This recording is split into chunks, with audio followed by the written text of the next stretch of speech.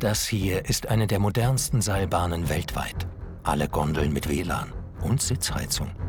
Schafft pro Stunde 3200 Menschen von Elmau auf den Hartkaiser. Einst ein stiller Tiroler Berggipfel. Heute ein 4000 Quadratmeter großer Kinderspielplatz namens Elmis Zauberwelt mit falschem Apostroph vorm S und angeschlossener Großgastronomie namens Kaiser Lounge. In diesem Sommer bietet der Freizeitpark eine neue Attraktion. Nein, nicht der See. Es geht um die Installation im Wasser.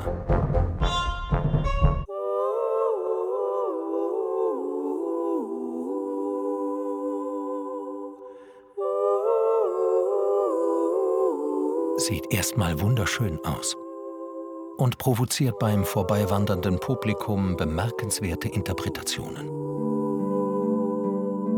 Eine Frau hat letzte Woche gesagt, ob das Preise sind, ja, von Skirennen, dass die da drin sind. Also ich bin völlig überrascht, in welcher Wahrnehmungswelt dass die Menschen oft unterwegs sind, was sie damit assoziieren.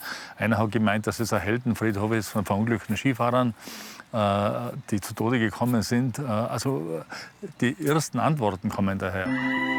Dabei ist das Kunstwerk ja eher niederschwellig. Titel Schnee von morgen. Platziert in einem Speicherbecken für die Pistenbeschneiung. Kleine Denkpause für alle, die den obligaten Winterurlaub nebst makellosem Skihang noch immer als Selbstverständlichkeit nehmen. Es gibt in Tirol inzwischen an die 156 Speicherteiche, um den Skibetrieb aufrechtzuerhalten, um ihn abzusichern. Ja?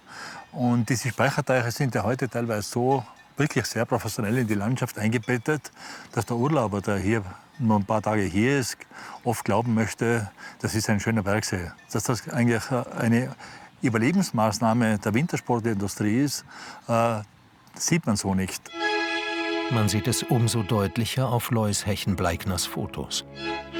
Die verzweifelte Materialschlacht, um einen künstlichen Winter zu erzeugen. Und die davon unbeeindruckte Natur. Solche Bilder hat die Tourismusbranche natürlich nicht so gerne, wie sie sich auch sonst mit dem Hechen-Bleiknerischen Gesamtwerk etwas schwer tut. Durch seine jahrzehntelange Dokumentation der alpinen Freizeitwirtschaft in all ihren Spielarten und mit allen Kollateralschäden hat sich der Fotograf einen stabilen Ruf als Nestbeschmutzer seiner Tiroler Heimat erarbeitet. Unter Hoteliers, Gastronomen, Bergbahnbetreibern gewinnt man so nicht viele Freunde. Der Geschäftsführer der Hartkaiserbahn, in deren Werbespots der Winter noch immer so aussieht, gab trotzdem seinen Speicherteich für Hechen-Bleikners Installation frei. Man kann das nicht genug würdigen. Eine große süddeutsche Zeitung tat das bereits. Mit einem fiesen Artikel, der unterstellte, der Bahnbetreiber habe wohl nicht geahnt, auf wen oder was er sich da einlässt. Das erste Medienecho war niederschmetternd. Alles das, was wir geglaubt haben, uns zu trauen, wurde in Frage gestellt, wurden in ein schlechtes Licht gerückt. Das, glaube ich, hat der Lois dann sehr direkt mit einem Anruf von mir zu hören bekommen. Mittlerweile bin ich sehr entspannt. Erstaunlich. Die Installation ist ja nicht irgendeine abstrakte Warnung vorm Klimawandel, sondern fragt, wie lange die 300 Schneeerzeuger am Hartkaiser den Skitourismus noch retten. Und von dem lebt die Region, deren größter Arbeitgeber die Bergbahnen sind. Der Klimawandel ist nicht zu leugnen, aber wir wissen auch, dass wir sehr wohl noch in 50 Jahren Skifahren werden. Es ist die Frage, ob wir noch bis April in unseren Höhen oder Anfang Dezember das schaffen können. Ich würde ein großes Fragezeichen darüber setzen, weil das Ganze ist natürlich auch eine ökonomische Frage. Wie viele Skitage bringt man noch zusammen, um das auch zu finanzieren? Ne? Prognosen zum alpinen Schneeschwund lesen sich bekanntlich wie Goethes Osterspaziergang. Der alte Winter in seiner Schwäche zieht sich in raue Berge zurück.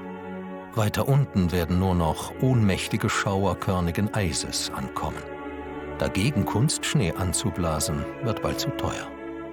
Kennt man eigentlich alles auswendig und fragt sich, ob es da wirklich noch künstlerischer Aufklärung am Skihang bedarf? Unbedingt. Zum Beispiel plant gerade ein paar Täler weiter eine bayerische Staatsregierung, die Umweltverträglichkeitsprüfungen für den Bau neuer Lifte, Pisten, Beschneiungsanlagen und Speicherbecken deutlich aufzuweichen. Man wünscht vielen politischen Entscheidungsträgern einen freien Tag am Hartkaiser.